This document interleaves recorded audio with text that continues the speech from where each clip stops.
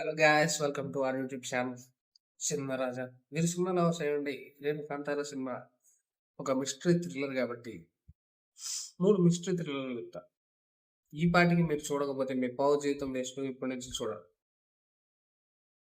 First వచ్చేసి Karthikeya, Nikhil cinema బాగుంటది. మంచి మిస్టరీ థ్రిల్లర్.